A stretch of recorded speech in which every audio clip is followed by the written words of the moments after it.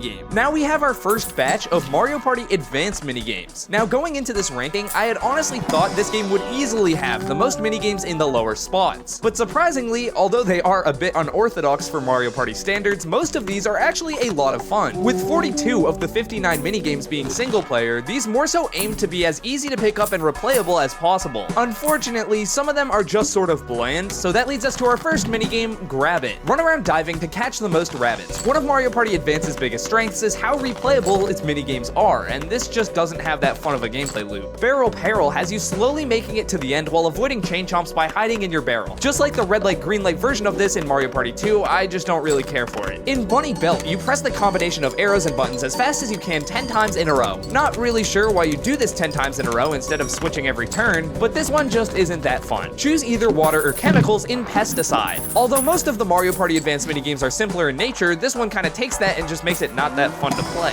On the Spot is basically just Simon Says, but with nothing interesting spicing it up. I just don't find this one that fun. Make your way to the end of the treadmill in Dreadmill. Out of all the Mario Party Advanced minigames that need a get hit once and restart mechanic, this one needed it the most. Without it, you can just run into spikes and get back up in a second to keep running. It takes out all the punishment from this minigame. Flip from pole to pole in Flippin' Out. I really wanted to like this one, but I just don't have that much fun playing it. Pick up 10 monkeys in the river in Sea Monkey. The fact that you have to follow the river line to pick them up makes this a not so fun minigame to replay, and considering that's kind of the only thing Mario Party Advanced minigames have going for it, yeah, this one just isn't fun. Musical Mushroom is just musical chairs, but the first person to the middle wins. A musical chairs spin on a minigame sounds like a good idea, but they literally added nothing to it. Music stops, jump in the middle, super lame. In Grab Bag, you run around stealing coins from people's bags in very questionable animations. This is a lame minigame. Mass Meteor sees you avoiding meteors to get to the end first. It's really hard to mess this one up.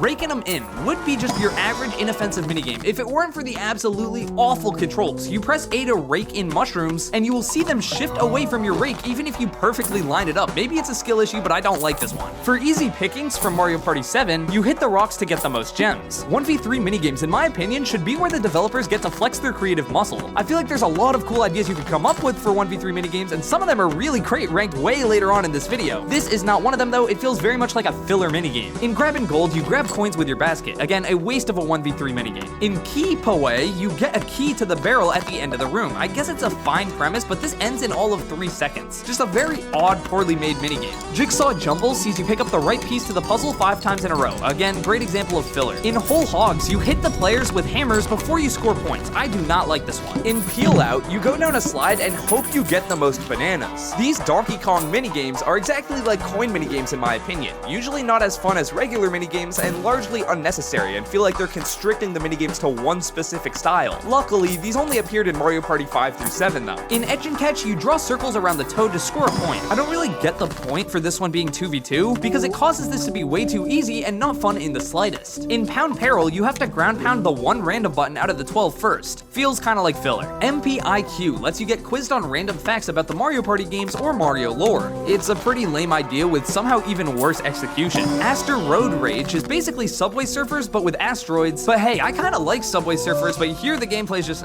meh. Pit or Platter is a gyroscope minigame minus the gyroscope, because this is a base Wiimote game. Yeah, this one's kinda janky. In Bumper Crop, you have to pick 2 of each crop first. Once again, nothing makes this game necessary to be a 2v2 minigame, which means it's a bad 2v2 minigame. In Something a Mist, you find a jewel in the mist. Dang man, these Silent Hill games really fell off. In Crossfire Caverns, you try and shoot Bowser Jr. This one's kinda dark. In Bumper Sparks, you try and electrocute Bowser Jr. Nintendo, are you okay? In Pair of Aces, you straight up shoot him out of the sky to his death. Dude, what is going on? In Pedal to the Paddle, oh, okay, this one is pretty simple. You just have to beat Bowser Jr. in a race. That's not that bad. Oh my goodness! In Mario Bandstand, you play the notes correctly. Once again, I kinda derived 0 enjoyment from this one. Totem Pole Pound is a bit of a button masher. Button mashers can be really fun if done right, as we'll get into later in this video, but ground pound mashers are just dumb. The delay from the ground pound to letting you jump again is just straight trash, and makes this one feel janky. It's like halfway in between a rhythm minigame and a button masher, but neither of those really works. It's just, I don't like this one. In Tidal Fools, you wait for the tide to come in and collect coins as it leaves. It's a coin minigame, but somehow even more boring than a lot of the other ones. Getting hit by the water doesn't even really do anything. It should at least knock coins out of you. It feels like a big waste of time. Mario Party Jamboree brought back so many amazing things from past games, like iconic boards and super fun minigames, and item minigames are not one of those things. I don't know why Jamboree brought back item minigames, especially if most of the time you get items from like a dice block, but honestly, the ones we have here aren't aren't horrible, just kind of forgettable. Even if the item minigame only takes like 10 seconds, everyone still has to wait for the game to load, the player to play the item minigame, then load back into the board. But the first Jamboree item minigame is flippin' fine. Remember the cards and pick 2 cards of the item you want. Kinda tired of memory card minigames, but even as an item minigame, yeah, this one's just super lame. In Picture Imperfect, you hit the dice at the right time to make this picture. At first, I thought the dice going too fast made this a bad minigame. And then I thought about it, and this would also be just as dumb, even if it was slowed down. This is kinda just a bad idea for a minigame. In Peer Factory, you choose the right barrel to grab the most bananas. Once again, this is riveting stuff here, Nintendo. In Banana Punch, you punch as many barrels as you can. Kinda basic, nothing special here. In Divine Climb, you climb the vine, oh wow, shocker, while connecting bananas. Man, most of these DK minigames are just not fun. In Bananas Faster, you jump in the turning circle to grab banana.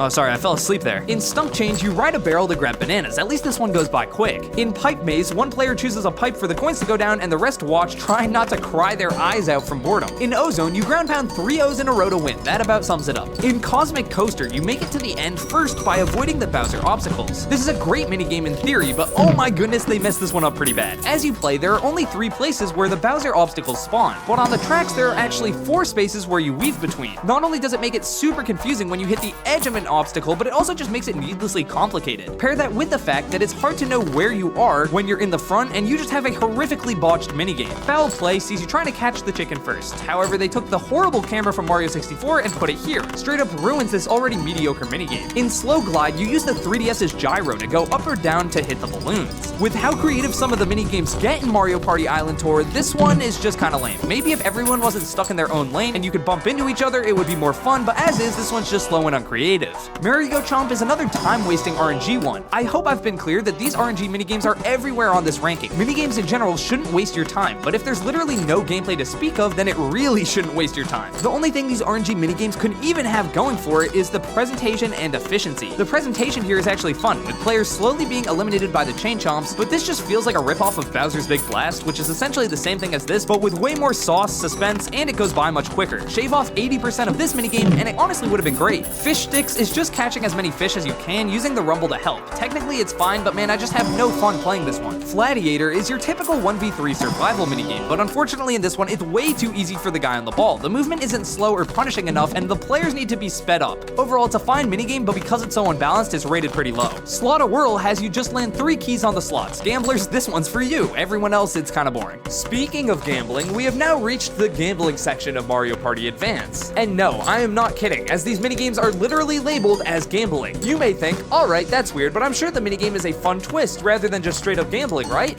Nope. This is literally just gambling the coins that you have. Scratch off, roulette wheels, this minigame section's got everything. Unfortunately, gambling coins is not that fun on its own, so these are all just a little forgettable. Match 'em has you spinning slots. Again, I wasn't joking. There's no extra mechanic here, this is literally just a slot machine. In Watch 'em, you wager coins and track the pipe the Koopa is in. It's kind of mid, but at least it isn't something like a pachinko machine. Holy crap, Drop 'em is just a pachinko machine. Stop 'em has you wagering all your life savings on the red star, then watching your future slowly disappear. Pair 'em sees you pairing cards next to each other. Yeah, this is a simple premise, and I just lost the house playing this one. Scratch 'em has you scratching off 5 squares. Remember kids, if you're gonna gamble, first learn how to in Mario Party Advance. In Slot Sync, you hit the same block to score points. It's the epitome once again of a filler minigame. In Color Me Fast, you color in the fruits as fast as you can with your stylus. Again, this feels like a leftover minigame from Mario Party DS. At this point, the 3DS had gyro and the 3D features, so reverting back to a filler, boring stylus minigame that doesn't do anything new just feels like a waste of a minigame slot here. In Oil Crisis, you survive on the track by avoiding oil. Besides literally being called Oil Crisis, why is this so low? Because you have to scream into the mic to either turn left or right. Some microphone minigames use the mic well. This is not one of them. In Eyesore, you run around the eye to make it shrink.